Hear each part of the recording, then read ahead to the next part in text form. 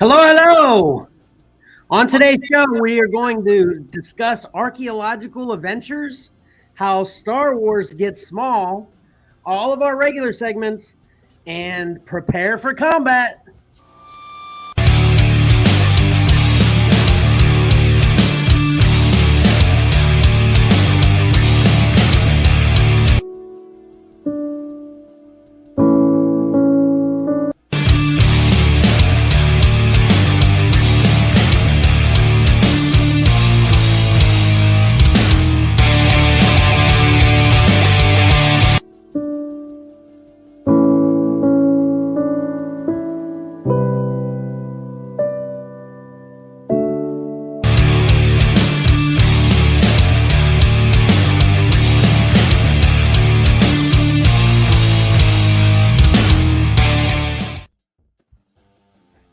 Welcome to your favorite live streaming, podcasting, whatnotting podcast, comics and collectibles in the crawl space. As usual, I'm your host, Kevin, and I have my two favorite co-hosts with me. I probably just offended Johnny. You want to say, hey, Patrick? Hello, everybody. And of course, Mike. You want to say what's up, Mike? Hey, it's good to be here. Pat blinked out there for a second. It's just a little off every time in different ways. That was good, though. Anyway, how you doing, guys? Good. How are you? Doing good. I'm pretty good. It's been a hectic week, as usual. What weeks aren't hectic, right? I mean, life wouldn't, I guess at this point, life wouldn't feel normal if weeks weren't hectic, right? Yeah. Okay, so I guess first thing we want to do, Mike, is set up your profits. Right. I always forget if there's an intro for this. So, here are the covers for 10 comic books coming out this upcoming week, August 3rd. The Xcellar group and our families have selected their top 3 favorites. In order for you to win the Profits contest, you must post a comment during this live stream of the 3 covers you think we selected. The cutoff time for your submission will be announced at the beginning of the Pick 3 segment. The winners will receive their choice of 1 comic book listed in this top 10, and we'll ship it to you free. We even cover the postage. So head on over to our Facebook page, have a look, come back over here, and submit your 3 covers. And today, we've got Batman 126, Jorge Jimenez, Spider-Punk number 4, Rico Renzi, Aquaman Andromeda number 2, Christian Ward, Edge of Spider-Verse number 1, the Scotty Young, and Batman White Knight Red Hood 1B, Oliver Koipel, New Champion Shazam 1B, Joshua Middleton, Poison Ivy number 3, Jessica Fong, Death Dealer number 4, Marco Turini, Immortal X-Men number 5, Art Adams, and Once and Future 28 by Dan Mora. Those are 10 to choose from. Okay. Awesome. Did I sense Chris Berman in that? Oh, I did the Scotty Young. the Scotty Young. He has become. Honestly, I chalk it up to your Whatnot show highlighting Scotty Young. It's got Marcus all over Scotty Young. Yeah, I'm noticing him more. So I think your family is too. So yeah, he's.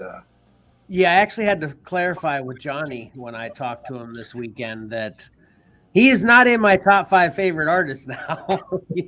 I like the work a lot. It's fun and I think it's good. But he's not quite there for me yet. But definitely good though. Yeah, well, Marcus helped me pick this list. So if there's a Scotty Young, he even said when he first started looking, he goes, "Hey, can you just tell me right now, are there any Scotty Young covers?"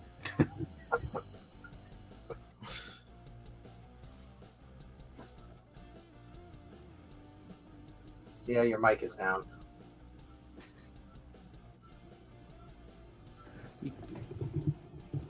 Is that good? There you go. Yeah. Okay. Peace. Okay. Hit the off button. Yeah, I did. I did apparently when I moved it. Sorry. I said, did you guys check out the? I know I saw Pat there, but did you see the Whatnot show on Friday, Mike? I didn't. I was working on today's show. Gotcha. You had a lot of work for today's show, so I understand. But yeah, we had a couple new Scotty Youngs on there, and I was able to keep it shade under 3 hours this Friday, so that was good for multiple reasons. Yeah, and I had a partner. Ayla was there with me, so that made it good as well. And there's Ayla.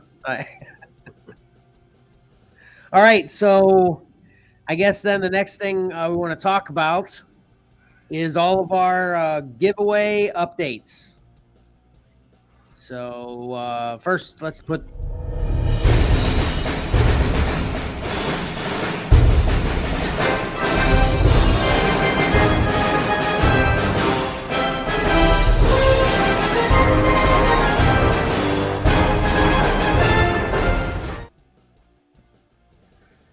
All right.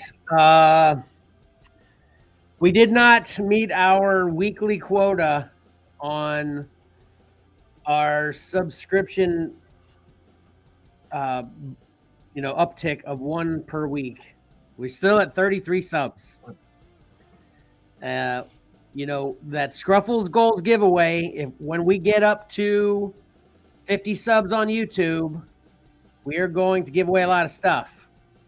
Comic books, Funko Pop, action figure, a CGC comic, movie tickets, and a digital code to be able to download your own favorite show or movie.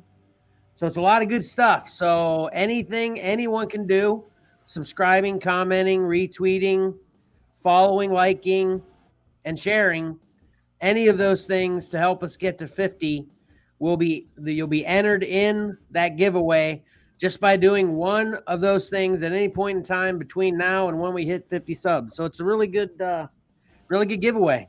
Just need more help to get us there. Then I'm going to go into the random username shout out now.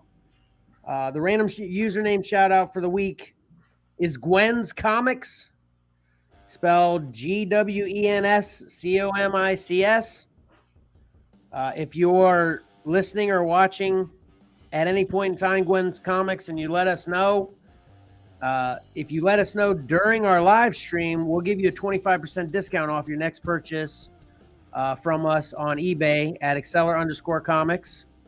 If you hear or listen to this, or if you hear or see this at any point in time ever, and you comment on it, we'll get a notification later as well.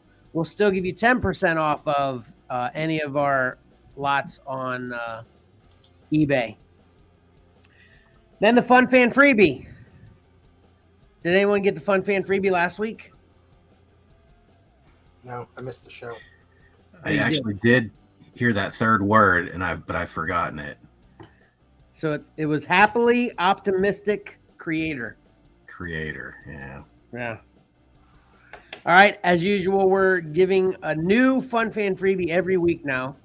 And the first word of the Fun Fan Freebie phrase for this week is, not ironically enough, covers. So the first word is covers. Get the second word by checking out our Whatnot show at 9 p.m. Eastern Standard Time on Wednesday. And get the third word by checking out our Whatnot show on Friday, 9 p.m. Eastern Standard Time. And the username for the Whatnot show is Xcellar_comics as well. The name of the show for Wednesday is the top 10 covers coming out this week. And the name of the show for Friday is the Very Variant Show. So check those all out. I'll mention them at the beginning of the show so you don't have to stick around for the entire show. It can get a little bit long because I talk a lot. But then I'll also randomly throw it throughout the show if you missed the beginning of the show. So get those 3 words. And right now, I think we got 6 comics in the Fun Fan Freebie phrase lot. Don't test me on what they are right now. You can see what 6 comics those are by going to xcellarcomics.com. They're listed on there. But right now, it's 6 free awesome books. We'll add a new book every week. We don't get a winner. Kind of builds up like the Powerball. It's going to be worth like the billions, like the like the lottery, you know. It'll be a short box. Jeez. Yeah, it'll be a short box of books based on how long it takes. But we only add books to that lot that we've given a get it or better review to during our get it or forget it comic book review segment. So they're all good books. We guarantee it, as long as you agree with our opinion. Okay, so I think that'll do it for the freebies. Mike. Yes, sir. We didn't even talk about this prior to the show. We've got so much to cover. We failed to cover everything, but we should have said, when are we going to put the segments that we rolled on the segment wheel last week? When are we going to put those in the show? We didn't even talk about that. What do you think the best spot to put these segments are? Or should it change every week depending on what it is? What do you think? Yeah, I don't even know. All right. What you got to vote, Pat? Yeah. I'd say let's save the memes for the end for sure. Okay. So you want to go with cover combat now? Well, let's do the wheel for next week. Are we going to do a spin the wheel for next week? Yes. Yeah. But like I said last week, was your phone about ready to die again? I want to spin the wheel once we're done with this current week's. You know what I mean? Like that would be the last thing. You know, once we cover the current segments that we did because of what we spun last week, then we spin the wheel. That's what I was thinking. How's your phone doing today?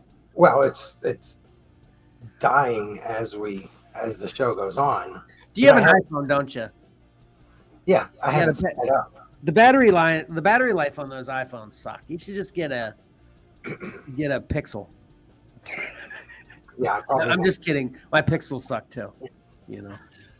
But anyway, I've got it all set up now, so I don't have to interrupt the show later to set it all up.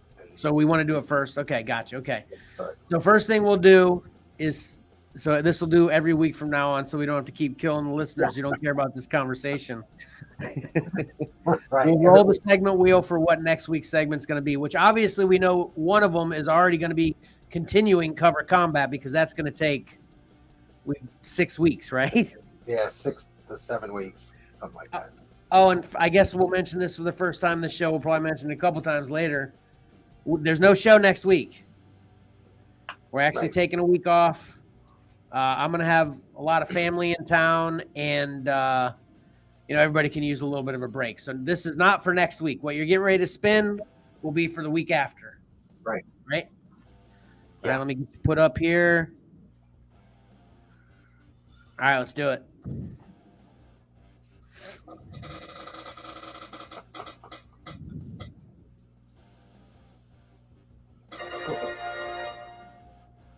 I can't even read that. What's it say? What's going on with Pokemon?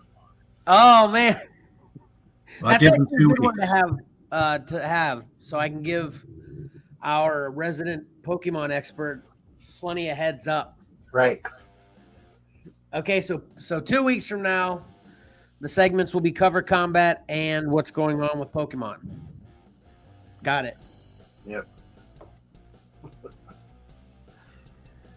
And it's been probably 4 or 5 weeks since he was on before anyway.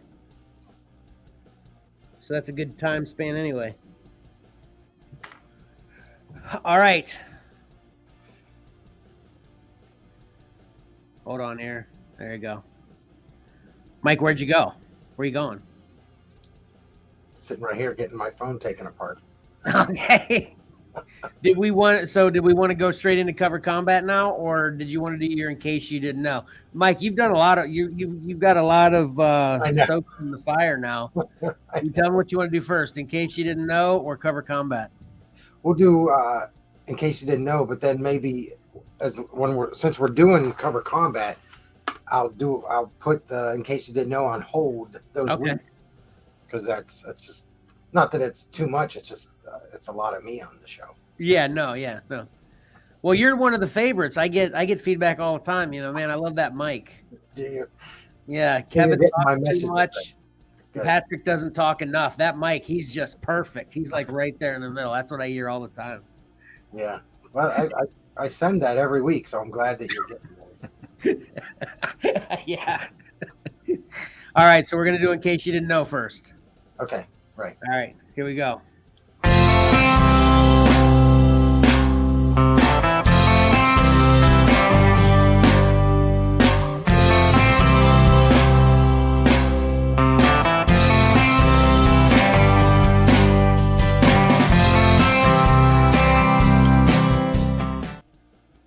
Nice. All right. So this week we're going to talk a little bit about Magic cards. Oh, look, I want to interrupt you real quick before you start. Yeah. I wanted to clarify a couple things from last week, or make a couple things right that as I was editing and posting and everything throughout the week, I noticed. First of all, big shout out to Mike for wearing a Magic shirt last week. We didn't even mention that. You were wearing a Magic shirt last week, Mike. So that was really good. I wish I would have noticed it on the show. I'm like editing and I'm like, oh man, there's there's Mike all prepped with a Magic shirt and everything. I didn't even mention it. So sorry about that. All right, here you go. Go ahead. Sorry.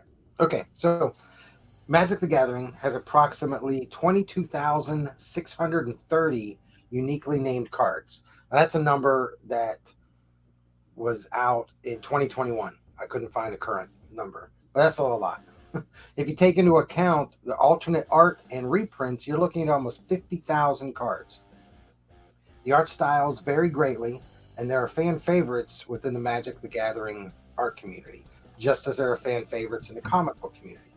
In case you didn't know, a few of our favorite comic book artists have dipped their pens and brushes into the Magic the Gathering art world. We're going to start with Jay Lee, who did a 6-card set for the 2014 San Diego Comic-Con. So these were exclusive to the show, and this set is now, it'll run you, I think, between $600 and $700. Wow. Is this an image problem or is this card literally that dark? That's exactly how the cards are. Oh, wow. Okay. Yeah. They're all black, and then like you can see in the eyes there, they're kind of foil. Some have more foil than others. Okay, gotcha. So this is the Jay Lee set. Those are sick. Yeah, it's really. I didn't read the cards to see how they played or anything, because I want them just because of the art. And if I read them, I'd want them even more. Right. So next we have Simon Bisley, who he actually has done 5 cards. Here are 3. It was difficult to, decide which ones, because a few of these guys did quite a few. Okay. And then Jeff Darrow. And yeah, I have a couple of those actually already. Yeah. Okay. Yeah, he's done 6 cards. And then we have John Bolton. He's done 9. I picked 4 that I thought were the best. But with John Bolton, they're all cool. Bill Sienkiewicz, he has done 2. Which I haven't gone back through to check mine to see if I've done any, or if I have any of these. Those are awesome. Yep. And then also I think Tyler talked a little bit about Secret Lairs. Jen Bartel did a 4-card Secret Lair set. I think these will run you around $30, $35 for this set. And we have Fiona Staples did a 5-card set for the Secret Lair. I think this price is probably around the same, $30 to $35. Awesome. So that's it. In case you didn't know, comic book artists have also done Magic cards. Awesome. You have other guys like the Hildebrands had done some. So, those are your typical fantasy artists that, they're not known just for comic books. So it's a huge world out there of art. Yeah, as I've always said, obviously, appreciating great art is awesome. So whether it's in comics or on a wall or on a Magic card, it's all awesome. Good stuff. Yeah. And my camera it's like got issues. Maybe it's me. I don't know. Yeah. Probably some tech thing I'm doing wrong. But anyway, that was great. So then we want to do cover combat, right? Yeah. Okay, so if you weren't here last week, when we rolled the segment wheel, cover combat came up, as well as meme me. Is that what we called it? Yeah. Yeah. Meme. And what cover combat is we all have picked our top 10 favorite covers of all time. And I guess we're using that loosely as far as how it's such a daunting process that, in reality, it's just our favorite 10 covers out of all the favorite covers we could ever think of right this moment with very little time to think about it. Right. Yeah, exactly. Yeah, so no one judge us. If you want to comment anywhere on Facebook or here about what you think we may have missed, I'd love to hear everybody's opinions about all these great covers, but that's kind of the standard we went to go by. So loosely said, we're going to just call these, each one of us picked 10 individual favorite comics. And then we're going to put 10 comics up against 10 comics randomly spun off a wheel as well by Mike, up against each other, head to head. And we will vote throughout the week. And when I say we, I'm referring to the Xcellar comic group, as well as their extended family and friends, all the people involved with the group. And then also the viewers can also vote.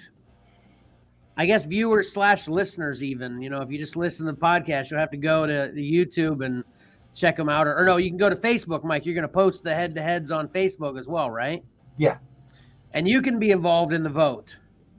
And then, like I said, it's going to be a head-to-head, so you're just going to pick one of the 2 of 10 different matchups, and it's a single elimination. If one cover doesn't win, it's eliminated that week, and then you'll take the 10 covers from that week and kind of set them aside until we get through all 60 covers, and then it'll basically move to a round 2, where then we'll kind of start the process over again until we get down to 10 final covers, which the finale we haven't exactly worked out yet. But once we get to a 10 final cover status, we're going to work out some type of finale. And ideally, we're looking at this lasting a total of 6 weeks, correct? Did I get all that? Did I miss anything, or did I say anything incorrectly? No, I think that's pretty good. All right, cool. Okay. Yep. Now for another exciting part, I've got a new intro. Okay. Yeah, let me fix my screen here. I want to watch this. Yeah, watch it full screen. All right. And turn it up. You ready? Yeah. Man, I'm nervous again. We talk about at the beginning of the show before we start every time how, we kind of get the little nerves going, for the millions of people watching, of course. But man, I'm nervous now delivering this, but hopefully it's good. What? Hopefully it's good. Yes, exactly. All right, without further ado.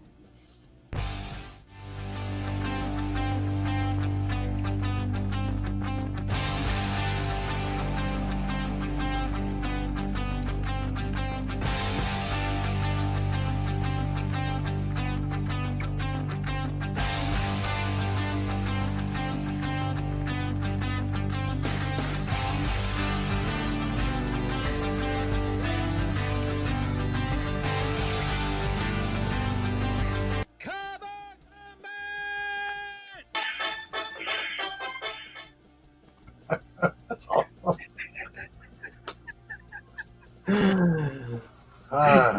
Now my sound has some issues, but did you catch that at the end? Oh yeah. Yeah. I hate to tell you though, I don't have a motorcycle license to operate a bike in Pennsylvania, but that seemed to be the least of the transportation worries there. So Yeah, right. I don't have a UFO license either. And I don't think Mike has a plane license. No, not now. I'm gonna. But Johnny does live in a state where he could set off some major fireworks there. So maybe that's the most realistic part of it. And I know, you're running some copyright stuff, how I got the Mortal Kombat music going on there at the end. But it's only like 2 or 3 seconds. So I figured we'd be all right. Yeah. So there you go. Here we go. Cover combat. Yep. Cover combat. Nice. Okay. So what is our first choices here? Hold on. Okay. I'm just trying to get all set up here. Okay. The first matchup, we have Moon Knight, Black, White, and Blood #1 by Gabriel Dell'Otto versus Spider-Man #1 by Todd McFarlane. Nice. Okay. Yep. Man, I haven't even thought about which ones I would pick. I just put them all together. #2. Let me find my World's Finest #195 by Kurt Swan versus Amazing Spider-Man 151 by John Romita Sr. and Gil Kane is also credited. I did a little research on this one. It seems like Gil Kane did probably the layouts for it, and then John Romita went back and did the inks and tightened it up. Our third matchup, Wonder Woman 72 by Brian Bolland versus Fantastic Four 517 by Mike Wieringo.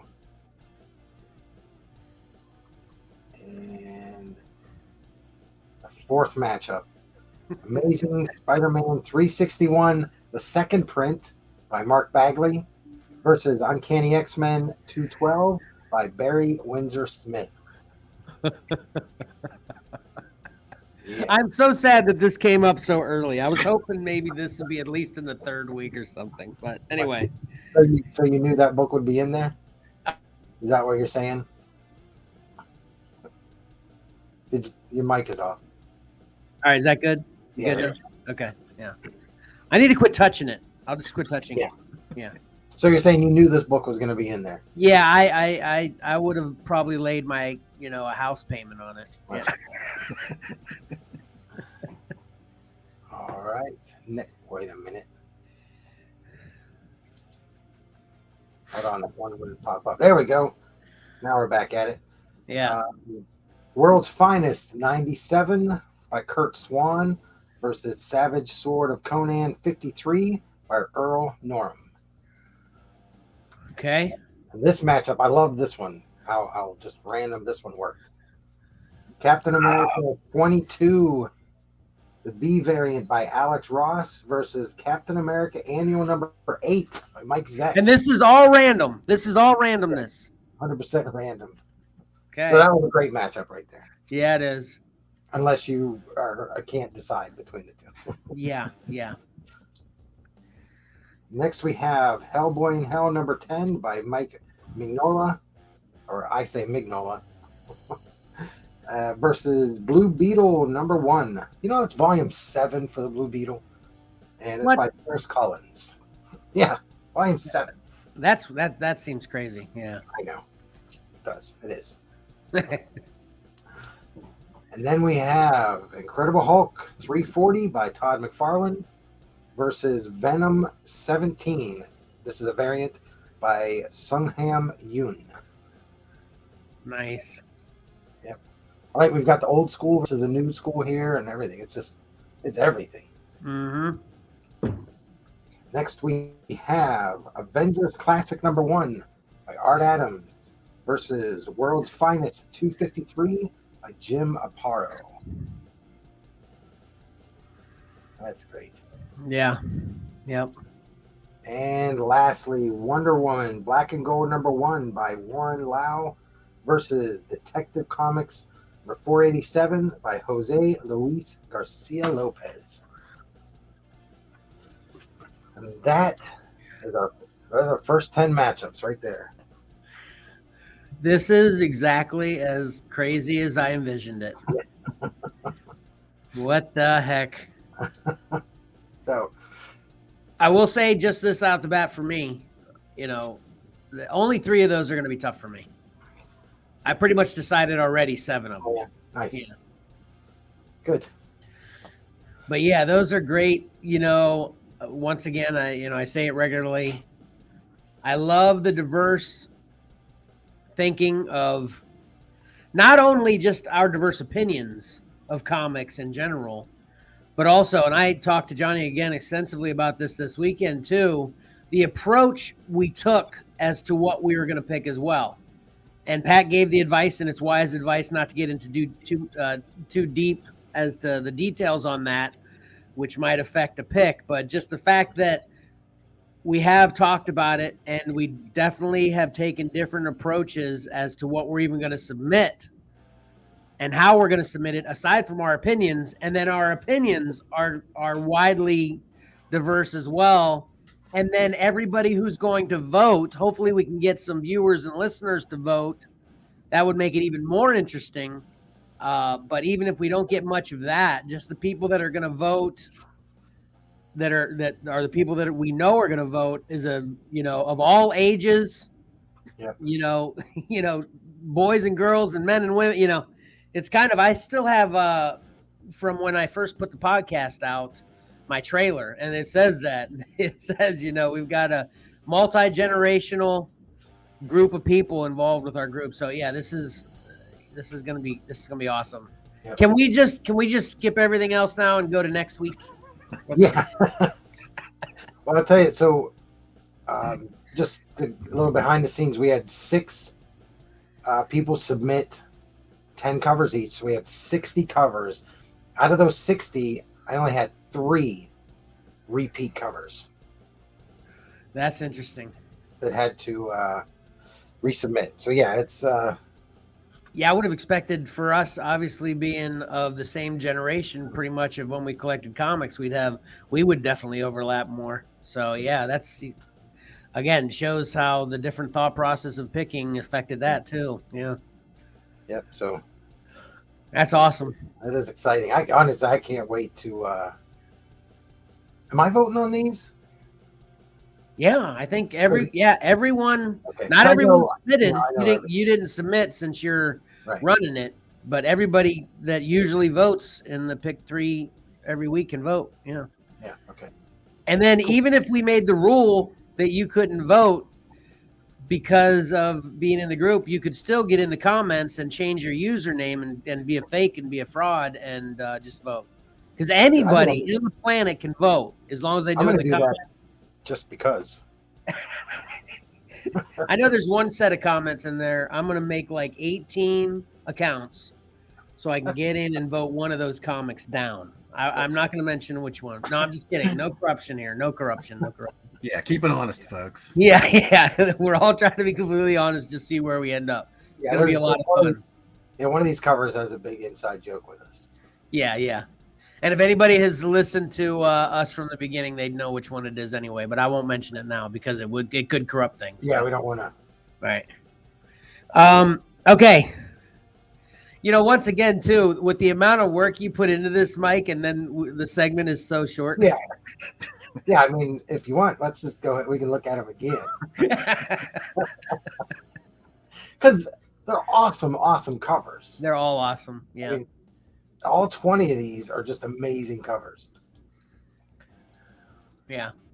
I did get a kick out of the second printing. Yeah, I was wondering about that too. I mean, these are all, that's the other thing too. Once we're done with all this, I mean, this rates a show just to discuss. Yeah. Right.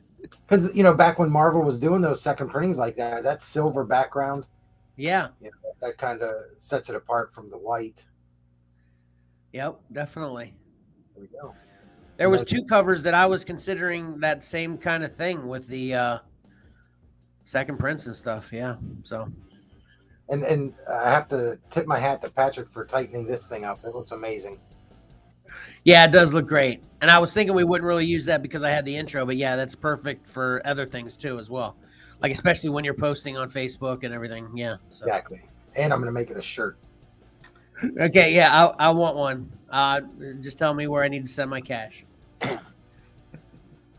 Me. Okay.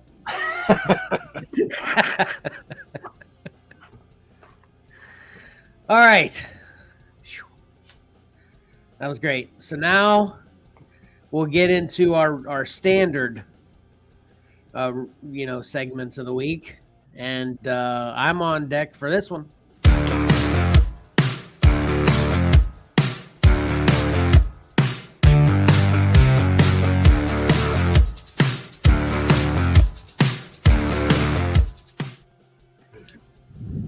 Okay, I've got, as usual, some fun stuff to talk about here.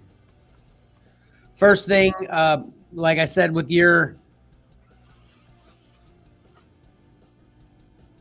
correction, or not correction, but failing to shout out your magic, I failed to give my review. I talked about this, but I didn't give it a rating. So I just want everybody to know, because a lot of people were probably wondering, that I give this like a 7.5. I described it, and you can check all that out from last week. But in general, I gave this like 7.5, maybe an 8. It's not bad at all. I enjoyed it. So there you go for the people that were wondering that. So the first one, going from worst to best. Are you all familiar with this one? Cosmic Sin with Bruce Willis and Frank Grillo. No. Nope. Are you surprised you're not familiar with this? I mean, with Bruce Willis, he's And Frank Grillo. Yeah. Right? Yeah. Pat, are you surprised? Not these days, not really, because there's so many outlets for movies that a lot just slip by you. That's a good point. Well, so let me just say this. Just be happy it slipped by you. All right.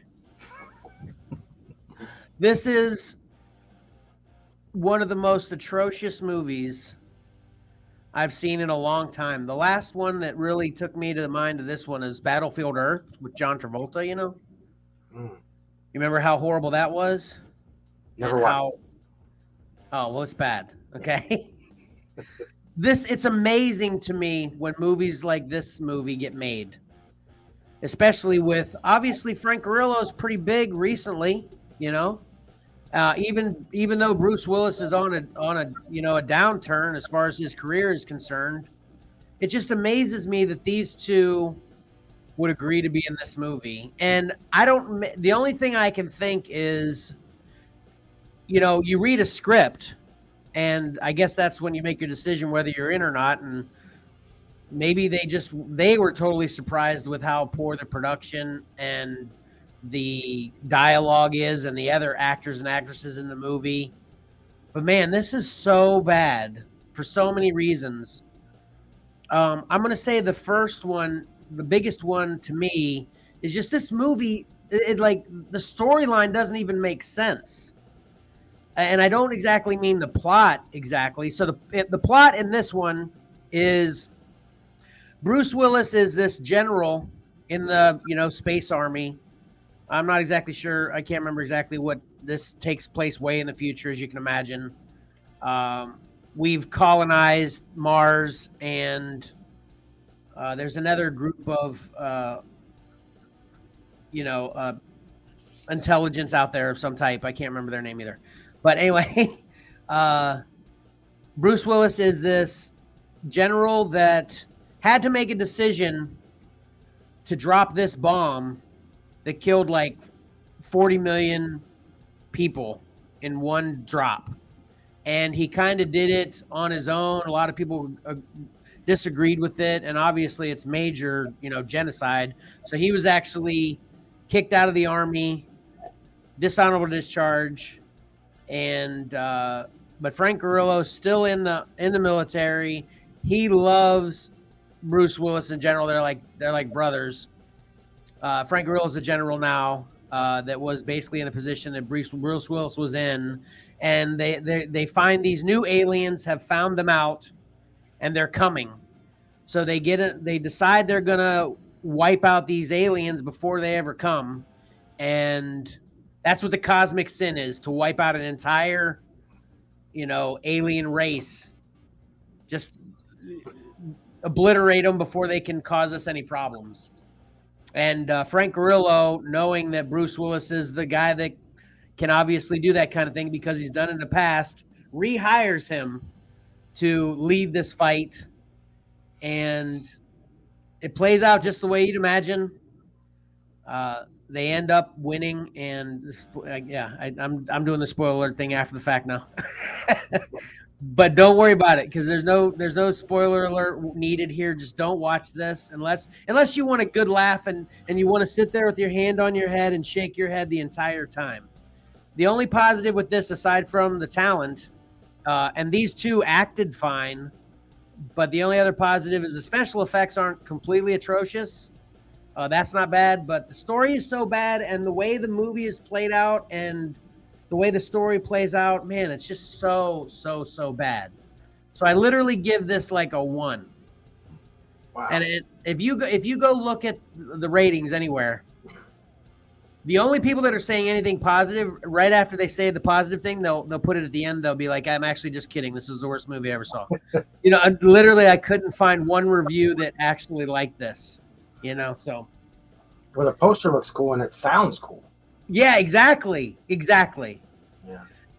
Yeah. So anyway, then I moved to this movie. Just came out this year with Sandra Bullock and Channing Tatum, and this actually has Brad Pitt in it as well. Are you guys familiar with this? Seen trailer. Yeah, I saw the trailer. I mean, it looks pretty cool, right? Yeah, I always think Sandra Bullock, when she's in a comedic role, I think she's really good. Yeah, I agree. And actually, yeah, you can see in that poster, I don't know if you can really tell, but right there below Channing Tatum, like right at his belly, the guy in the white t-shirt with the long hair, that's Brad Pitt. That's a guy? Yeah. And then Daniel Radcliffe is in this too. Good old Harry Potter. Yeah. So this movie, I can't help myself, but when it's not really an original plot, it puts me in mind of other movies. This totally reminded me of Romancing the Stone. I can see it. Yeah. She's an author of... What's up? You want to make a comment about this movie? Yeah. Okay, go ahead. So Ayla wants to chime in on this movie. So I watched The Lost City with some of my old friends in theater.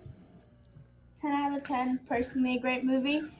But I don't know how many people older than me would like it because it does have a little bit of a what's the word? I don't know. It's like a childish kind of humor. Oh, okay. Like juvenile? Juvenile, yeah. Juvenile humor. Okay, humor yeah. So there you go. Yeah.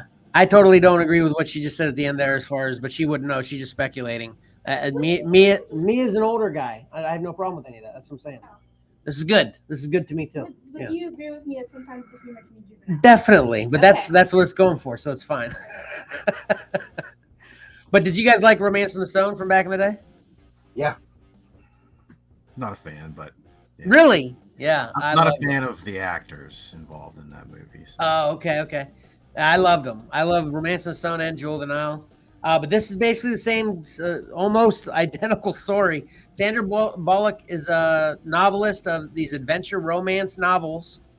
And Channing Tatum actually plays, what was the guy that used to be on all the romance novels back in the day when we were younger, the big long hair? Fabio. Yeah, Channing Tatum plays a modern day Fabio. He's just a cover artist. I mean, a cover actor. What do you call it? Cover model. Yeah, cover model.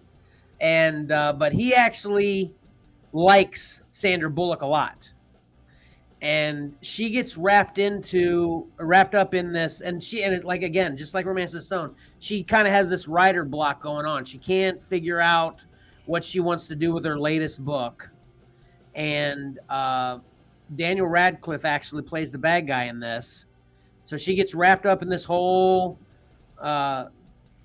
Again, I kind of, this is why I said archaeological adventures at the top of the show, because this gets very, again, Romance of the Stone, Raiders of the Lost Ark type archaeological adventures. Daniel Radcliffe's looking for this artifact. He thinks Sandra Bullock can help him. So he, uses her to help him find it against her will. And then Channing Tatum, even though he's just a cover model, he likes her so much he wants to save her. So he actually hires Brad Pitt to help him save her.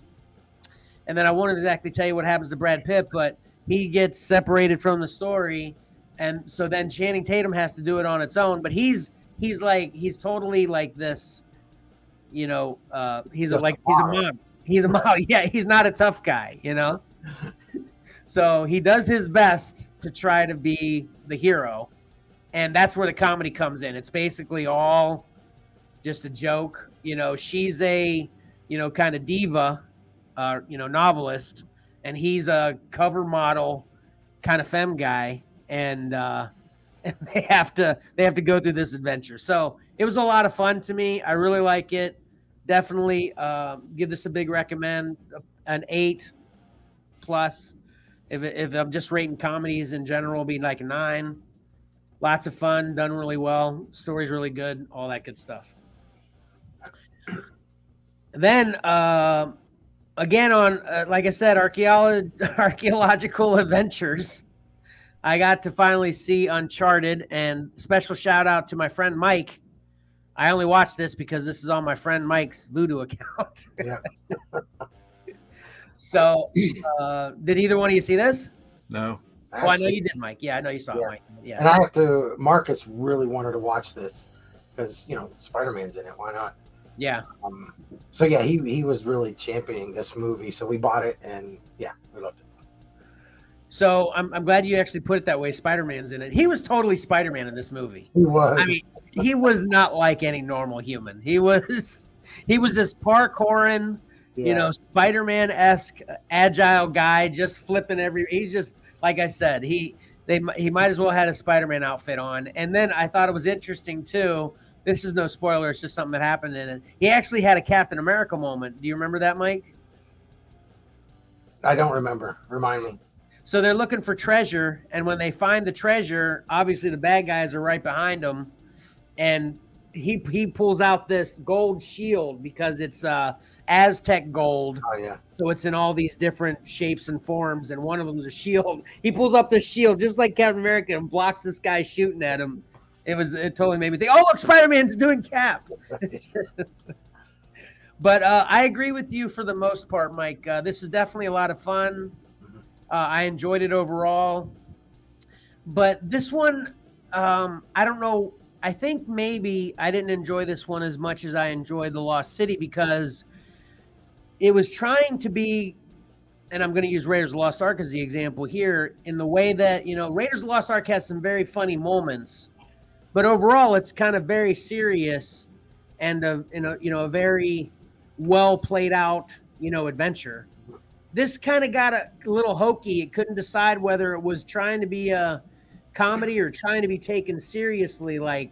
And actually, National Treasure is another one that puts me in mind with this one too. Which National Treasure I think is funnier than Raiders of the Lost Ark. You know, so I just felt like it didn't know which direction it wanted to go at times. So although I enjoyed it, that would be the biggest critique I'd give this one. It just didn't feel. It felt a little. I don't know what's the word I'm looking for. Like it stalled itself sometimes with which direction it wanted to go. Now, is this the one that had a bunch of twists and turns at the end? No, we were talking about Red Notice for that one, which this is similar to Red Notice in that way too. Red Notice is with The Rock, right? Yeah, exactly. Yeah. Okay, yeah. Okay. Yeah. Which this one has some twists and turns too, but they're kind of obvious. With Red Notice, they just kind of came out of nowhere. That's right. Inexplicably, a little bit too much for my taste. But with this one, you kind of saw them coming. They weren't really that surprising, you know, I should say. And this gets really crazy at the end with the action and stuff, and I won't ruin that. But overall, I'd give this, you know, a solid 7.5 maybe. But you know, this, if you're looking for this kind of adventure type movie, and especially if you like the two actors, that's the other thing too. Okay, I'm gonna actually backpedal a little bit and give it another critique. There wasn't very much character development with anyone except Tom Holland. And there were some, you know, obviously Mark Wahlberg was a main character, and there basically was no character develop on him at all. They just kind of, he's there, and you know, he's kind of mentoring Tom Holland. And like I said, there's a little bit of development with Tom Holland, but I thought that was a little bit lacking as well, so but overall I enjoyed it. So check it out.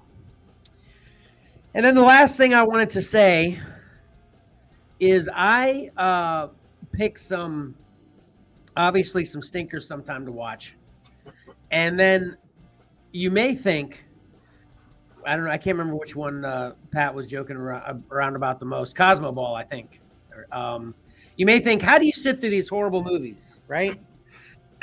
Well, I have this to say. I found a movie that I literally didn't last 15 minutes in. It was so bad, okay? So I can't really review it because I only watched the first 15 minutes, but I will show it and just say it was so bad I couldn't continue, okay? You ready? Planet Dune, okay? This was, I couldn't stomach it. And so I wanted to bring it up for two reasons. One, I couldn't stomach it. It was so bad. So I checked out, which like I said, you can imagine that hardly ever happens to me.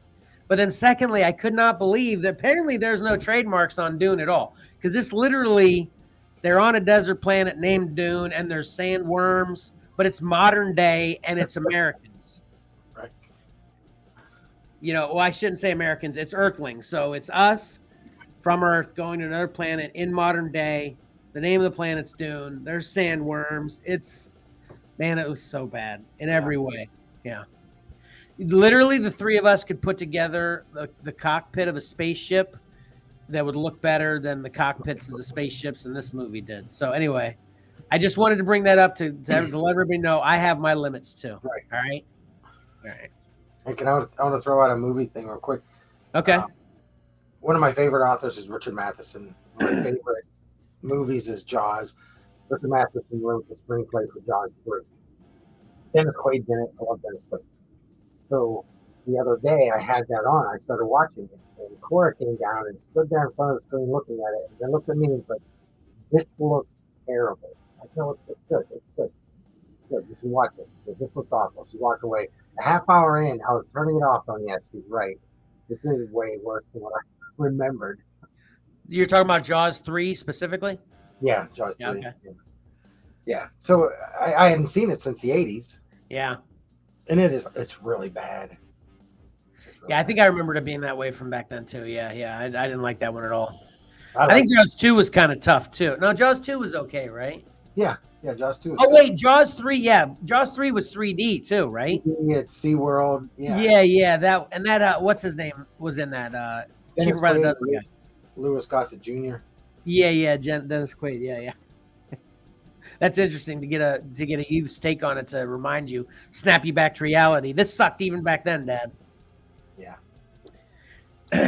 Did you guys see anything else you wanted to mention that maybe I had asked about? Did you finish Stranger Things, Pat? Nah, I think we're on. Next up is episode 7. So one more, and then the two big ones, I think. So you'll probably have it in 2 weeks when we get back. Yeah. I would think so. Yeah. I don't know how. Are you getting spoilers anywhere, or are you just trying to just avoid from stuff? Comics and Collectibles in the crawl space? You ruined everything. All right, so that's all I got though. So then that'll move us right into your next segment again, Mike. You're going to be hoarse by the end of the show. Yeah. This one has an introduction. I can take a break. Are you ready? Yeah. Okay. Here we go.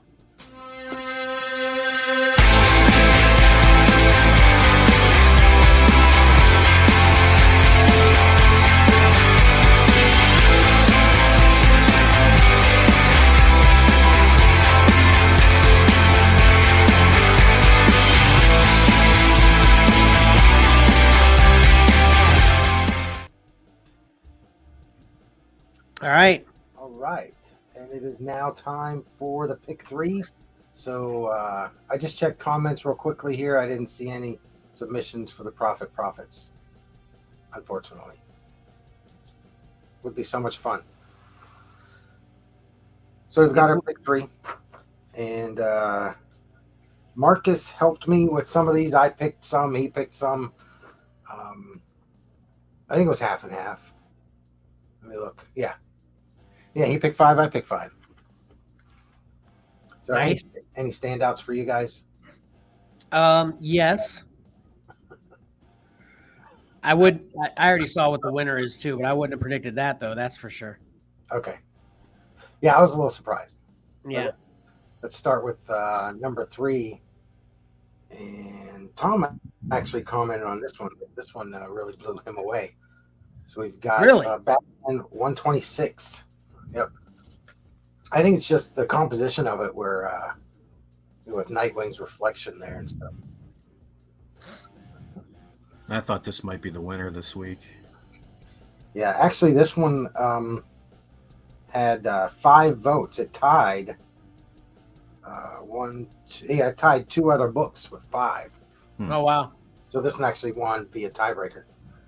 Wow. You know why I didn't pick this? Why? Because it's upside down.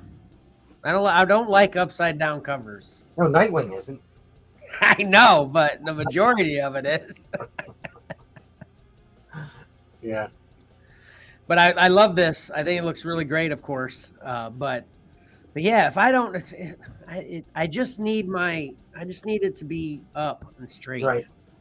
I'm getting really excited. I don't have any of these Zdarsky Batmans yet, so these covers are really. I'm eager to start reading this.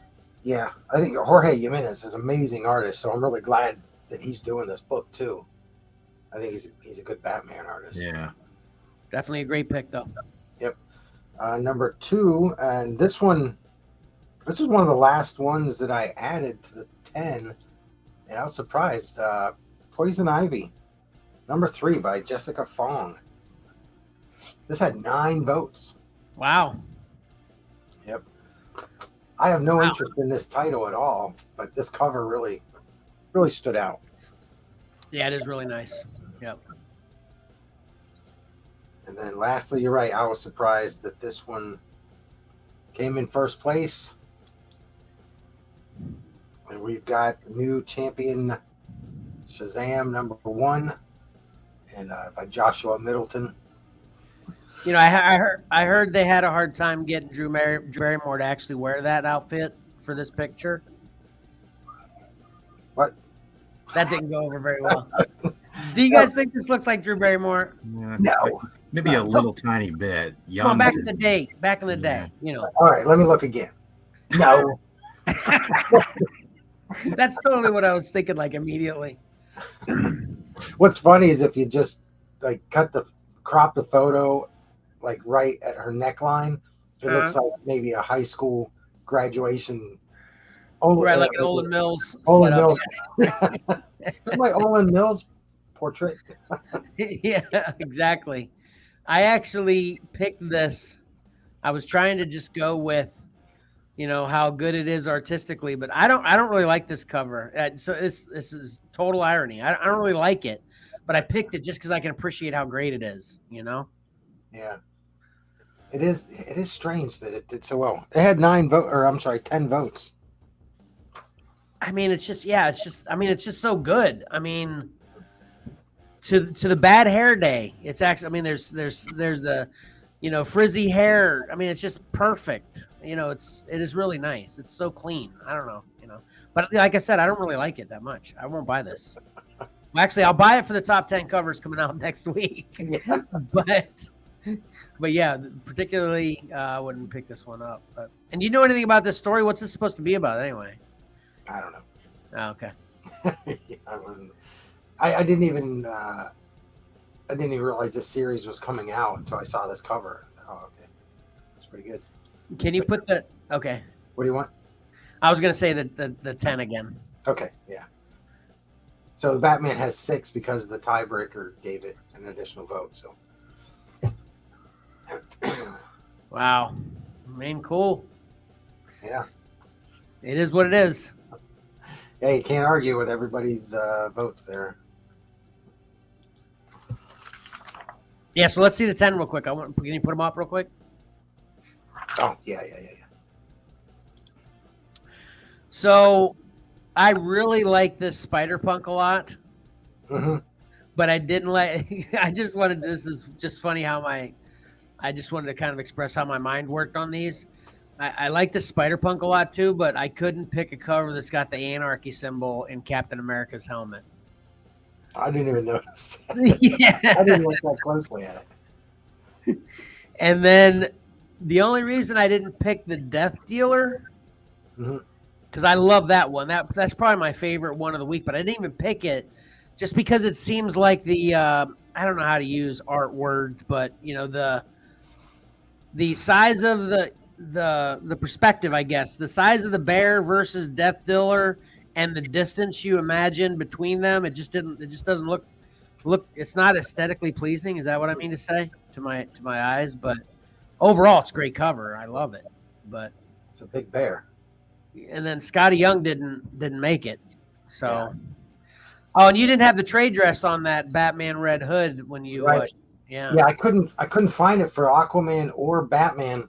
You know, I only spent a couple minutes looking for each one because I had 60 other covers to download. So you know, I didn't have those, so I was glad he found them because I think the Red Hood one looks better with the trade dress on it. I agree. Yep. So that Aquaman one, that's the only one that I think if I were in charge of picking the 10, I wouldn't have put on this one. Although I don't know what the other ones are as the option, so I shouldn't actually say that like it's a fact. But that's the only one I wasn't impressed with. Let me just say that. You know. Well, Mark picked the top row, and I picked the bottom row. Okay, yeah, that's Spider-Punk. Is he wanting you to pick that title up for him? No, he hasn't asked for it. Oh, that one just puts Mark in my mind every time I see it. Anyway, you know. Yeah, he hasn't asked for it. I'm surprised. Yeah. But anyway, again, good job. Thanks. I've had my fill of covers because I had everybody submitted their covers differently. You know, a list and the actual a picture of the cover. So then I guess sometimes we had to if it was an alternate cover. Yeah. Right. Well, sometimes I got some with alternate covers with no title, no number, no anything. I had to go looking for it, and then I had to find high resolution copies because some were blurry. It was everything that you can think of. I even had a non-cover submission. What? It looked like a cover. Somebody had taken some artwork and put, you know, the trade dress, the corner box, everything on there. It looked like a legitimate cover. It took me forever. I'm like, man, look at this volume. Look at this volume. I was trying to find everything because the box, the corner box will tell you, you know, you can tell what volume a lot of times, what era they're from. Couldn't find it. And then finally I ended up finding it on like Reddit where someone had said, oh, I made this cover. I'm like, you son of a gun. Oh, wow. So I had to get another submission on that one. Gotcha. It was a great cover though. Well, this week shouldn't be as bad for you too because you have everybody's submissions already. You didn't get some of them until it was even Saturday, wasn't it? You didn't get a couple of them until Saturday, right? It was Friday. It was Friday night. Okay. So yeah, you're gonna have a lot more time to work on it this week. Hopefully, it won't be as taxing for you. Yeah, it'll be easy. I already have all 60 covers on my phone. Okay. That's good. All righty. So then let's get into some comic book reviews. Sound good? Yep. Sounds good. Oh, and once again, Patrick is first. All right. All right, here we go.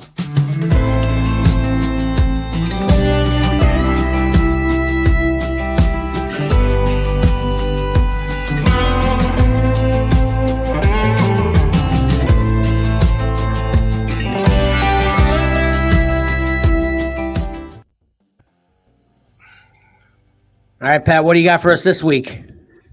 This week was a slow week. I only read a couple things, but I decided to pull this out. Fantastic Four 44. This is getting near the run of Dan Slott, the writer's run on Fantastic Four. I think he has 2 more issues left. He's winding it up in this big storyline called The Reckoning War. And I got to tell you, it's a mess. Oh, wow. I've been hit or miss on this Fantastic Four run by Dan Slott. I'm one of the guys out there that enjoyed his Spider-Man run, and I had some fairly high hopes for the Fantastic Four run, but it's been up and down. There's been some good things like the marriage of Ben Grimm, the Thing, and Alicia Masters. But there's been some bad too, and this Reckoning War. I don't know. I unfortunately I either missed or decided not to buy the one shot of the Reckoning War that opened up the whole story, but I don't think that's the problem here. The artists, this doesn't help either. I will say this was a slightly oversized issue. It was $4.99 cover versus $3.99, so it had a couple more pages. The artists were DeVito, Tinto, and Stott. So you're working with a triple threat there of different artists doing different pages on the book. So I think that doesn't always make for a cohesive story. And I will say most of the artwork wasn't bad, but I think the storytelling part of the artwork was a little shaky, and that again could be chalked up to 3 different artists doing the job.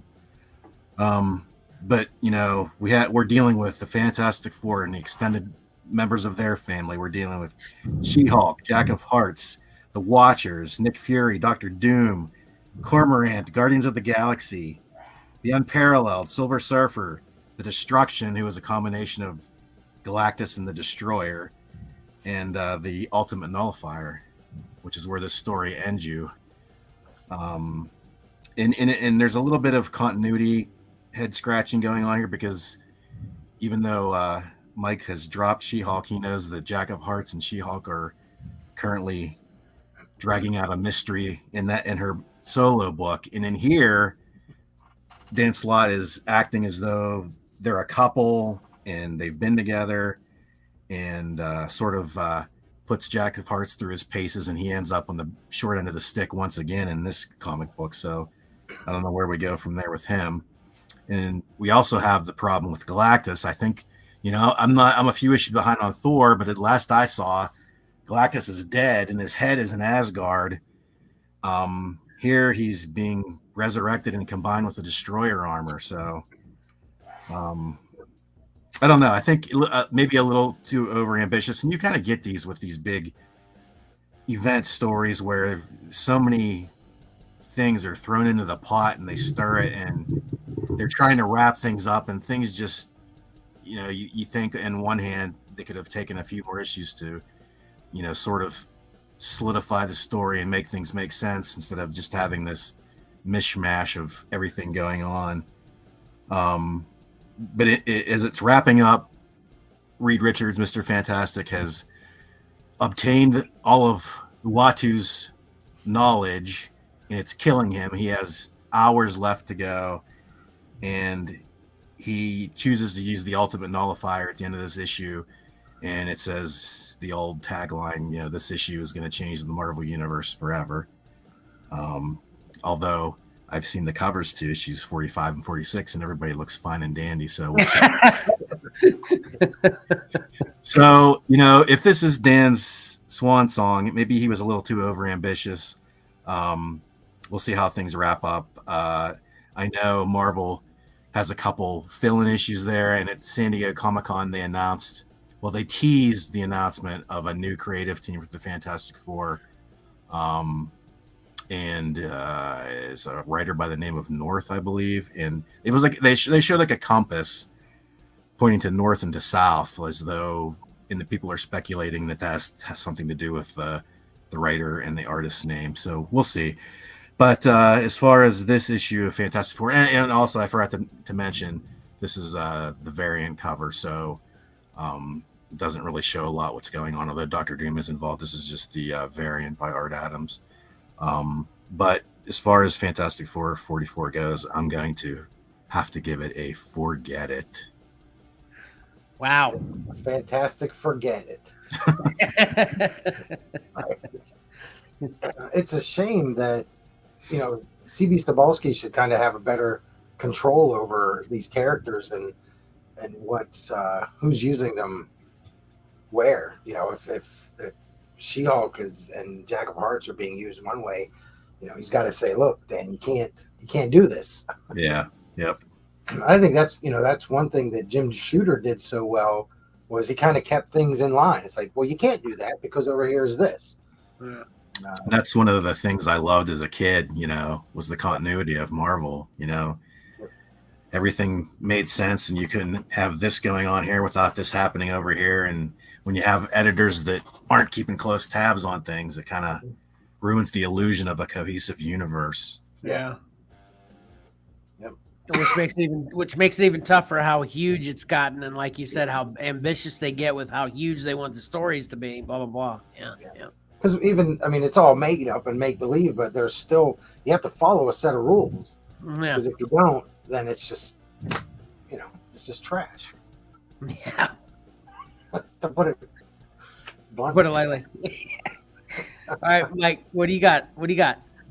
Or is that it for you, Pat? You only had the one? Yeah, just the one this week. Okay. So I have Lead City number 4. This is of a 4-issue miniseries. And what I'm gonna we got reviews from you for 1 and 2 on this, right? This is the one you got 1 and 2, right? Yeah, 1 and 2. I don't think I reviewed number 3. But you did read it? Yeah, I did read it.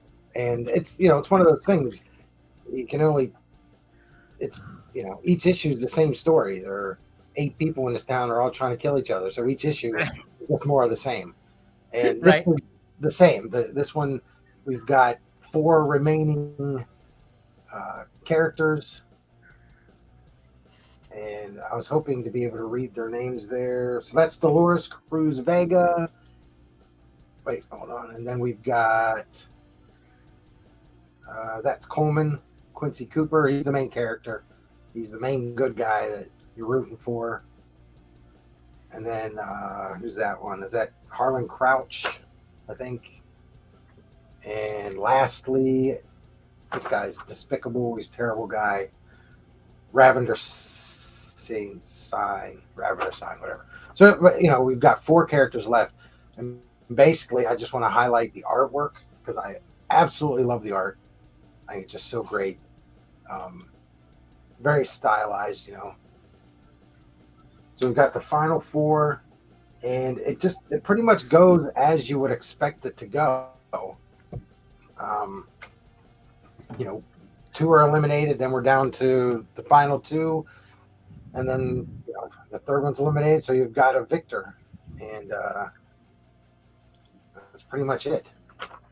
Kind of. So there's no twists in this at all. It's real. None whatsoever. It goes exactly as you would expect. Wow. Which was a little bit disappointed. Right, I can imagine. Yeah. So it's a short review. It's just great artwork. So great artwork. Overall, the whole series, what do you give it? I would say it's a get it in trade paperback form. I wouldn't search these out individually. Probably be difficult to find them. It's a small printing. So I'd get the trade paperback. Because reading it as a trade paperback, probably a pretty fun read, but waiting 30 days for each installment, just a little bit of action wasn't that great. What's it kind of going for as a story? Does it have comedy in it? Is it a mix of both? Is it total kind of drama, action? What do you think? It's action, drama. There's really no comedy. Huh. Interesting. Yeah. So I really thought I thought there'd be a really great climactic end or something, but the good guy wins. How fun is that? Spoiler alert. Yeah. So get the trade paperback. So then I guess in essence, this is actually a forget it. Wait for the trade, right? Yeah. Wait for the trade. All right. Well, this is a little tense. Could we go 1 week with having nothing but forget it's? Stay tuned. I read Legion of X. I think this is on like 5 or 6 now. So I figured I'd start reading it from the beginning. I want to, as I've mentioned in the past few weeks, want to try to get on and I like how Mike picked Lead City, because that was kind of a continuation of what he read before. So this is Legion of X, number 1, and then I read number 2 as well. And this is by Cy Spurrier with art by Jan Bazaldua. And basically what happens in this story is takes place primarily at Krakoa. I always wonder how to say that properly. Krakoa, am I saying that right? Yeah. Okay, and then but a lot of this, and he's in Krakoa, but Legion has created kind of a place for all mutants to escape to in his own mind. There's like actual portals that you can go in between these kind of interdimensional places that are all in Legion's mind. And the reason they've done this is because, the same old story with mutants, having problems in society in general, but then they've kind of doubled down on it in the way that, even when you get just mutants together, obviously you're going to have the same conflict as you do if they were all just non-mutants. You got some that are more powerful than others, and some that are nice and some that aren't, blah, blah, blah. So that's why Legion wanted to create this, and they actually call it a safe space in the book, to where all mutants can kind of live as they choose without having to worry about problems. But, of course, true to form in any complicated story, this mutant named Switch kind of invades Legion's mind, and Switch can take on the form of any mutant, hence Switch. They can switch from any mutant to another mutant to another mutant, take over their body, pretend to be them, create problems. And then when they get a hold of Switch, then switch to another mutant and do the same thing. And that's kind of where this story is going. So actually, issue number 1, it just kind of is a setup for this safe space. It's called the Altar, that Legion has created in his mind. And in issue 2, it gets more into this Switch character that is taking over mutants' bodies. And this lady's name, the one there with the white mask on, her name is Mother Righteous. And she's there putting a wrench into everybody's plans too. No one ever heard of her. And while Nightcrawler's kind of in charge of trying to find Switch, and while Nightcrawler is trying to investigate through all the mutants that are in Krakoa, and of course in Legion's mind, Mother Righteous kind of keeps messing with his plans by, trying to convince other mutants that, you're being used. This isn't a place for you to be. How would you like unlimited power? And it seems like she can do that, but that's kind of where we are, so. I enjoyed this for a couple reasons. One, the story's pretty cool in general, but also, too, the way this is written is very interesting to me. It's like the word philosophical kept popping up in my mind. Every time something was said by a mutant, I shouldn't say all of them or any of them, Juggernaut's in this, Banshee's in this, Professor X is in this, but there's a lot of times in this book when things are said, it gets very philosophical. I almost think this is a T for teen, or this is a T+ book. I almost think it should be mature, just because, honestly, and not trying to insult any of our teen viewers or listeners, I'm not sure if any of my teenagers read this, they would have understood what the heck was going on. The way it's written is very interesting to me, though. I was a little bit confused at first. Honestly, I would say halfway through, if not 3/4 of the way through the first issue, I was thinking, man, I'm not getting this at all. I'm not tracking at all. But by the time I got done with issue 2, I'm like, wow. And I actually went back and reread some things at the beginning at issue 1 that was a little confusing to me. And then I thought, man, this is pretty deep. I really like it actually. So this is a solid get it. I don't think it's a must have. I think I could have passed on getting this or not. But since I already have it and I have all the first, like I said, I think it's on 5 or 6. I'm going to continue to get it because it definitely, I guess I'm going to use the word impressed me, so there, we got to get it for the week. Thank God. But are either one of you familiar with that at all? That story at all? No, I didn't pick that up. Yeah. Not reading any of the X books. I'm really needing to cut down my pull list, as I don't know, most of us say that on a regular basis. So I was like, you know what? Should I be getting all the X titles? Because I just kind of made a decision a while ago when my pocketbook wasn't near as dry. I was like, I'm just going to get all the X titles. I want them all. But then now I'm like, man, there's like 5 X titles. I need to maybe shave this down. So the next week, just to give a preview, I'm going to read the Marauders to see if I need to get that title or not. But Figure out which books you can drop, right? Yeah, exactly. Right. So, all right, that'll do it. Well, good. I'm glad to hear that there's because I had given up on the X books, so I'm glad to hear that there's at least one that's good. Yeah, at least one that's good. Yeah. Are you ready? You're on deck, Pat. I am ready.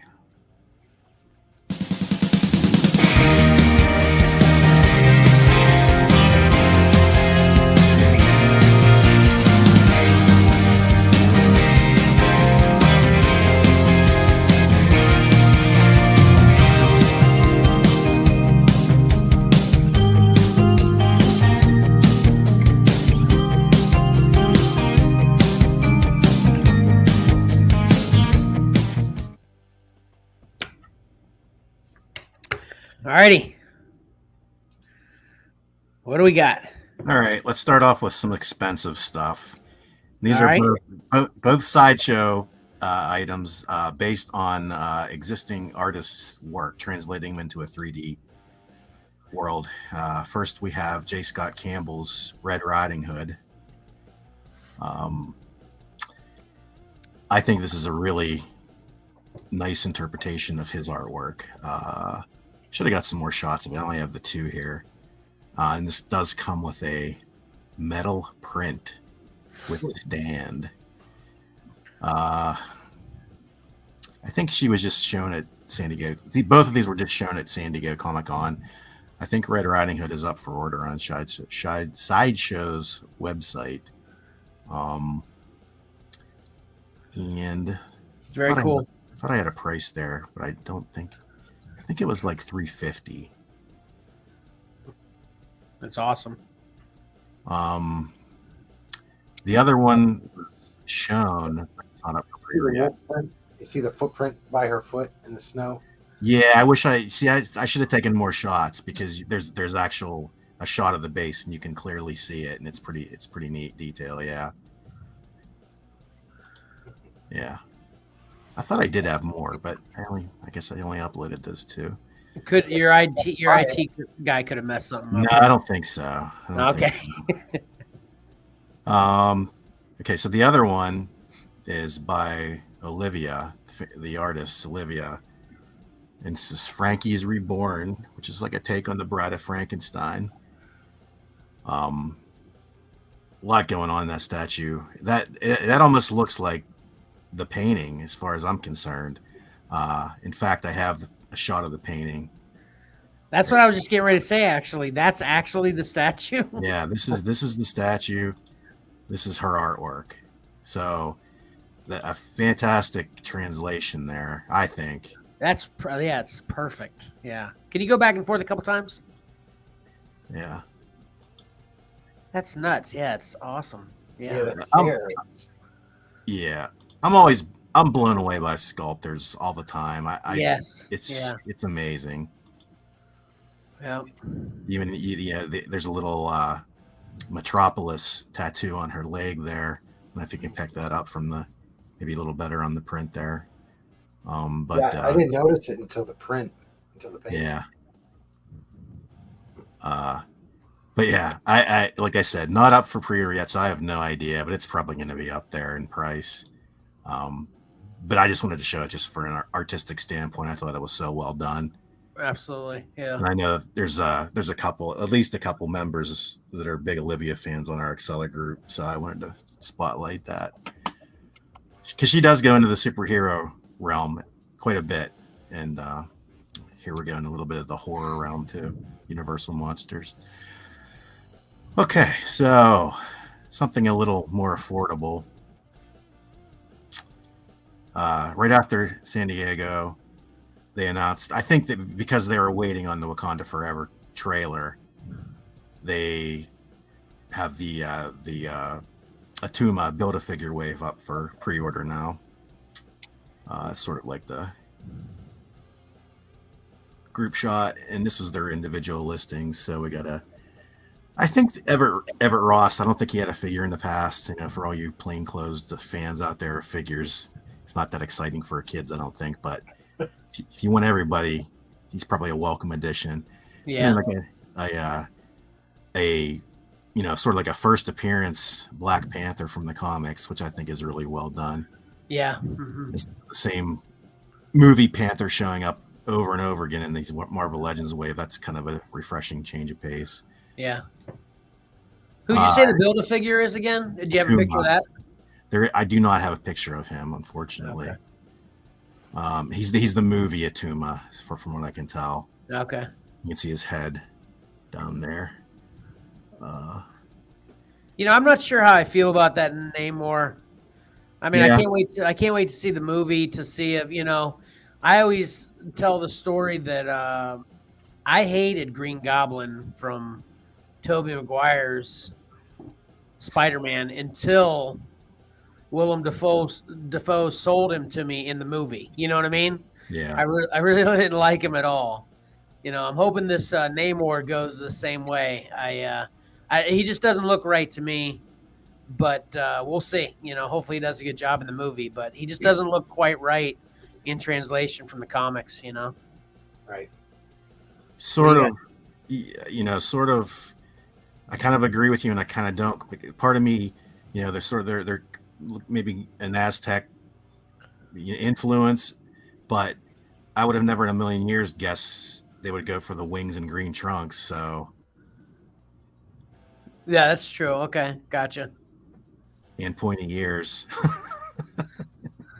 There's a lot of things about Submariner that you know, maybe it's the combination of that's putting me off a little bit. You know, I don't know. Yeah, maybe. But yeah, I'm interested to see what they do with them. I mean, yeah, hopefully he does a good job. Yeah. You know, in the comics, the conflict between Black Panther and Namor is, you know, pretty big. You know, so it's they're pulling that right out of the comics. Although I wasn't aware of that, so that's good to know. Okay. Yeah. Although unfortunately now with no Black Panther, we'll see how that works. Well, there's going to obviously be a Black Panther, but it's going to have a different twist on it for sure. Right. Mm-hmm.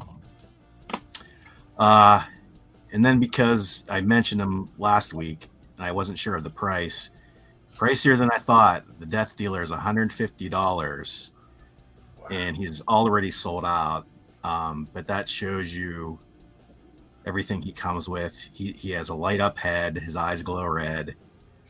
You know, he has two different heads. All the different hands, accessories, the weapons, the shield, the base, you know, so I would love to grab this, but I think I'm probably not going to be able to.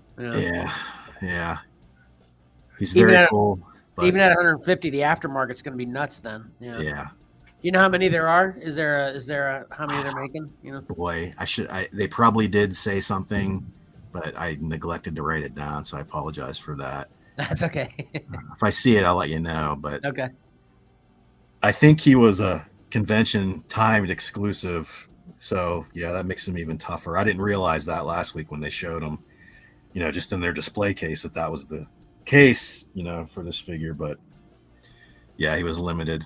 So that makes things even. Now, I will say that when they do that, oftentimes because of the expense going to sculpt a different figure, all these accessories, sometimes they may do a different version of them on down the line that's not an exclusive. That that often happens with exclusives. So Oh yeah. Mm-hmm. so maybe we'll get a cheaper base Death Dealer in the future with not so many of the option parts, and maybe not the light up feature. Right. So that's something to look out for. Maybe that might happen.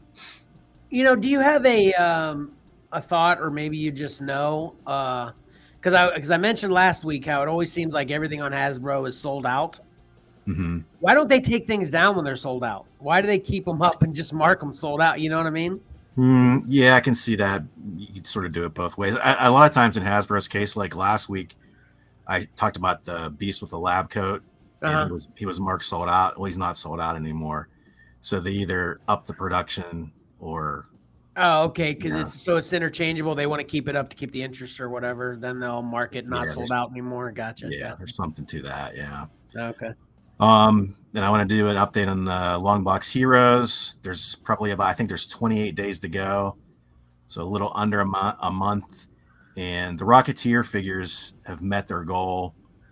You can see everybody. We're at the 7/29 date there, and everybody else is still, slightly increments, ticking up a little bit. The tick's gonna make it, I would think, but I don't know about the rest of them. Yeah, those are hard numbers to hit. Yeah, what are they gonna like? I know you mentioned it last time. What do they do if no one hits it except the tick, as far as that exclusive pack is concerned? Yeah, then the exclusive they'll only charge you for the one figure, and there will be no free figure with it. So I'm really rooting for this. I'm not buying any of them, but I'm really pulling for it. Yeah. If we would get on there and buy them, maybe they'd hit their numbers.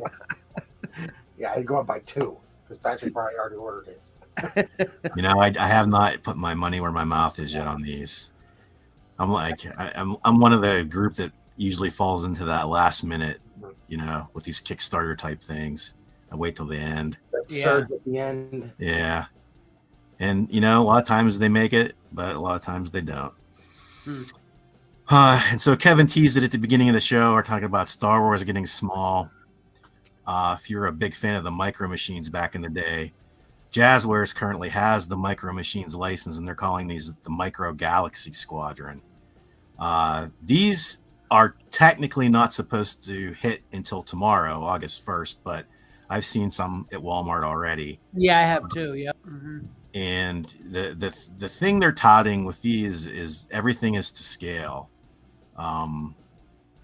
And that's reflected in the price. So the price points of all these different vehicles are all over the place, In fact, like the speeder bikes, small things like that, they're actually going to have blind boxes of things like that. Everybody loves blind boxes these days. Those are in the $6 to $8 range, I believe. But and you go up to the Millennium Falcon, I think is in the $49, $50 range. So as the scale goes up, of course, the price goes up. And there's a shot. I think one of I love the packaging for these. It's really clean and crisp, and I don't know. I just love it. And they even get you even a little bit more with that launch edition gold foil sticker up there in the corner. Yeah. And the figures are about an inch tall, but I think they look good for inch tall figures. Yeah. Detailed enough, you know what I mean? Yeah. For to be able to accurately represent themselves along with the vehicles. I think I have one more shot. There's the blind boxes. I was never a Micro Machines fan. I was not either. Yeah. But the one on that first picture, the troop transport in the middle. Yeah. That's actually the first Star Wars toy I ever got when I was a kid. The actual full-sized, plastic troop transport, and a couple stormtroopers. But so I thought that's actually one of the ones I saw in the store already. Okay. And nostalgia almost grabbed me, but then I was just like, yeah, Micro Machines, I'm just not into that, so. Yeah, the selling point for me is the packaging plus the fact that they're saying that everything is going to be to scale to each other, because that always gets my goat when that, everything's out of scale. Yeah, and it's the same line and they're all different all over the place. Yeah, I'm the same way, yeah. The Troop Transport's cool because, that, as everyone probably knows, that was just a toy, back in 1977 when they kind of released it, but they've since brought it in the continuity of the shows and things like that. So that's, it was in The Mandalorian. Yeah, that was cool. Yeah. Mm-hmm. And that was the last thing I had for the Horizon. But I since we were talking getting small, week after week I kept neglecting to mention that probably about a month ago I saw McFarlane's Page Punchers at Target. I haven't seen any anywhere yet. They actually had like a little cardboard sort of not an end cap, but sort of like at the end of the aisle. It's like a little cardboard thing that they shelving thing. Yeah. Pass for me. Those things are tiny when you actually see them. Wow. If they would go on clearance, which is always a possibility at Target, I think they're probably maybe a $5. I might go for it at $5. You are getting a comic with it. I mean, that's a little bit of an enticement, but when you actually hold them in your hands and see how tiny they are, I don't think they're worth $10 with or without a comic. But I bought them as well, and I passed. Interesting. I'd be interested to see how well these Micro Machine ones survive, though. It never seemed to be like, I didn't know anybody that was in Micro Machines, so you kind of live in your own world. I always wondered how it didn't seem like they were that popular with any kid I knew, but they were around for a while. I'm kind of in that same boat. I think they were sort of, Micro Machines came along sort of as we were getting a little bit older, I think, Okay. But yeah, I was never into them, but I don't know. Giving it another shot. Maybe, yeah. That's it. But that was it for the Horizon this week. All right, cool. My first Star Wars toy in general was Darth Maul from Episode 1. I didn't have. I never got any when I was a kid. My cousin Mark had them. He lived in Michigan, so when we'd go up there, it was awesome. Yeah, what was the biggest thing when you were younger that you got first? I know you got Mad magazines like crazy, and you did that. Mm-hmm. Was there any toys? Like, were you a Joe guy or anything? A GI Joe? No, it was Hot Wheels. Just Hot Wheels. Oh, gotcha. Yeah. Yeah, I went through that for a while. Wish I had all that stuff back. That's one thing I envy about both of you. I've said it about Mike for years, but keeping stuff. I've been through so many trials that required money through my entire life that I just keep selling stuff to try to make things work, selling it. And then like Mike's like, oh yeah, I still have that when I talk about something from 30 years ago. Mike still has it. I'm like, oh man, that's awesome. My wife keeps calling me a hoarder and I keep saying I'm a collector. Yeah, right. All right, so man, we're rolling through it this week. Yep. So we want to move into what we rolled or spun on the segment wheel last week, the second half, which is the meme, which I do not have an intro for. I don't even have one. I had them last week, and I deleted them, and I don't have them this week. Pat, do you have one? I have two because I saved my one from last week. All right, Pat, let's see yours first then. Let me see if I can find. Do you have any, Kevin? I have one. I have one. Let's see here. And these, I don't know. I mean, it's all subjective humor, I suppose. Right. I don't know if people think they're as funny as I think they are. You're right. But here we got a little Star Wars Lego crossover for you.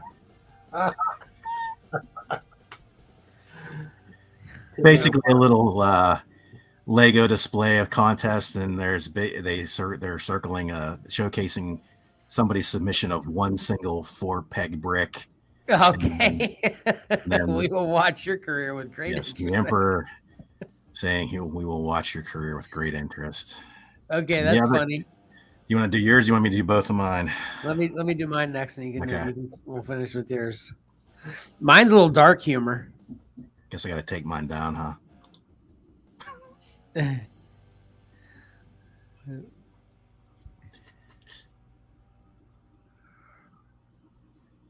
What do you think?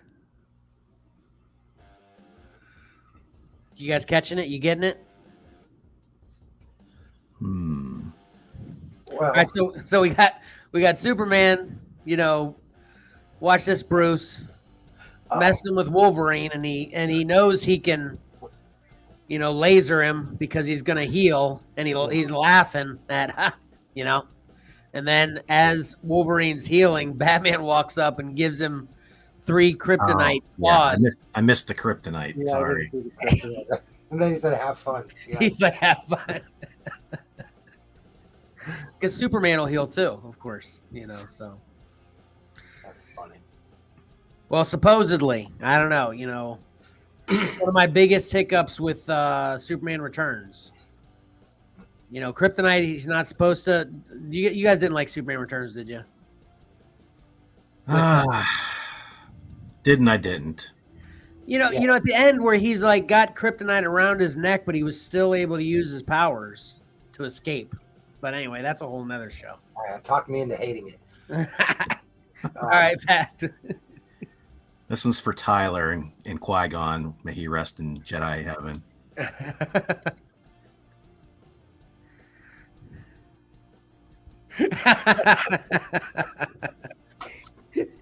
Yeah, that's good.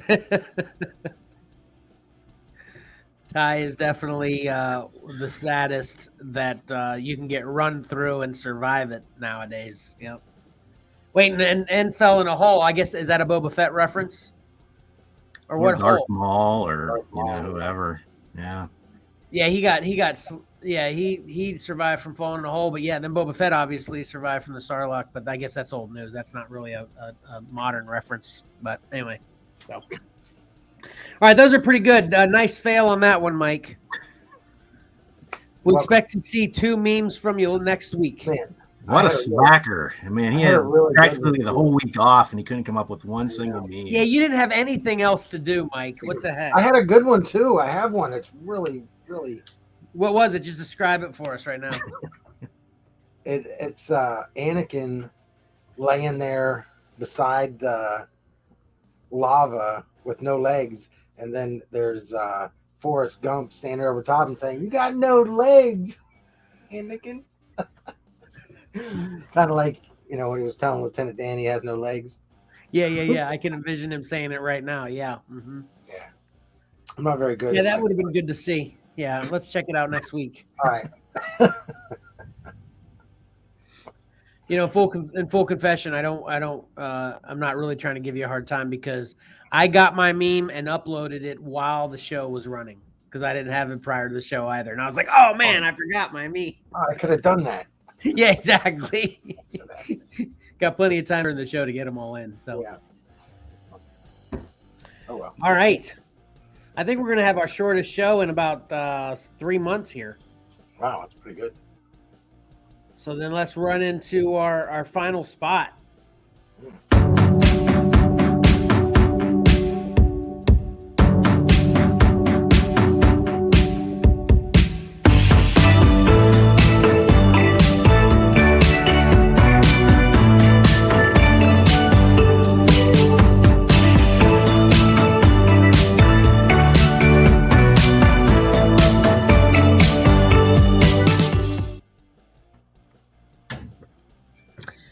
All right. Oh, looks like I'm first this week. I do have my limits as to bad movies I'll watch. Mike?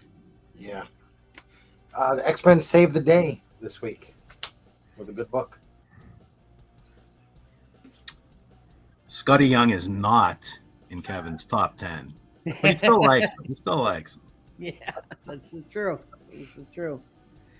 Do not underestimate archaeological adventures. They can still be fun in 2022. None of us have licenses to drive or fly any of the vehicles in the cover combat introduction. Nice. But we'll drive them anyway. You're right. No. Mike has looked at so many covers in this last week that I heard he's beginning to just rip the covers off all his books and store them that way. I don't know. That was pretty bad.